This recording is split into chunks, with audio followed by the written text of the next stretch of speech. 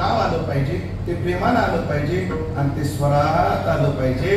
कारण त्या गाण्याची आगळी वेगळी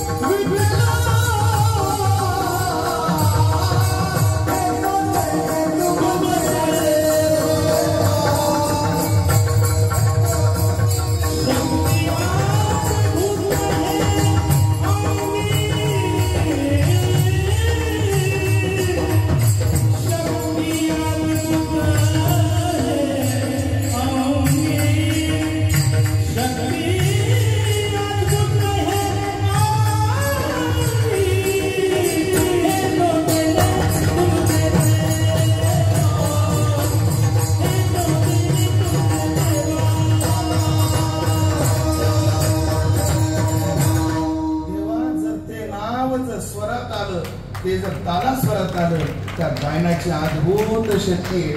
मला वाटतं या चरणाचा अर्थ सांगण्याची गरजच नाही, पंढरीभाऊने अर्थ सांगितला. गायनाची अद्भुत शक्ती दोन पुरावे देतो आणि पूर्ण सेवा करतो. एक ऐका, खरं तर परब्रह्माविषयी काय म्हटले गीता? नैनम छिंदन्ति शस्त्राणि नैनम दहति पावक. हे तत्व शस्त्रानं छेदलं जात नाही, हे तत्व अग्नीने जळत नाही, हे तत्व पाण्याने भिजत नाही. पण आपल्याकडे गंगा अवतरणाची कथा अशी प्रल्हाद महाराज अशी की भगवान शंकरानं श्रीराग गायला. भगवान शंकरांनी श्रीराग गायला आणि तो श्रीराग गायल्यानंतर कोणी? भगवान शंकरानं श्रीराग गायला आणि तो श्रीराग गायल्यानंतर ब्रह्मच द्रवीभूत. म्हणजे ज्या ब्रह्मावर शस्त्राचा पाण्याचा कशाचाच परिणाम होत नाही, ते ब्रह्मावर परिणाम होतो तो स्वराचा. श्रीराग गायला आणि ब्रह्म द्रवीभूत झालं. द्रवीभूत झालेलं ब्रह्मदेवाने कमंडलूमध्ये ठेवलं आणि जेव्हा भगवंतानं वामन अवतारात पाय सत्य लोकात नेला तेव्हा ते द्रवीभूत पाणी देवाच्या पायावर टाकलं, मग गंगा अवतरली. ही कथा सांगण्यात मला स्वारस्य एवढ्यातच आहे की ब्रह्म सुद्धा द्रवीभूत होतं, एवढी ताकद या गायनात आहे. गायनाची रंगी शक्ती आहे. ऐका, अजून ऐका, गोपिका जेव्हा परमात्मा अंतर्धान झाला तर घेतो फक्त अंतर्धान झाला आणि गोपिका जेव्हा विलाप करू लागल्या, त्या विलापाला आमच्याकडे शब्द काय माहितीये का? गोपी गीत. थोडं आमचं तत्वज्ञान हे वक्तव्य नाहीच आहे, आमचं तत्वज्ञान गीतच आहे. भगवत गीता, भगवंतान गीते जे भगवंतानं गायली, आमचं तत्वज्ञान बोललेलं नाही. मोरारी बापूला एकाने विचारलं, मोरारी बापू, आता ते बापूचा सगळा संवाद हिंदीत आहे, पण तुम्हाला समजणार नाही म्हणून मी मराठी सांगतो. म्हणजे तुमच्या लक्षात आलं काय ते झाकली मोठ.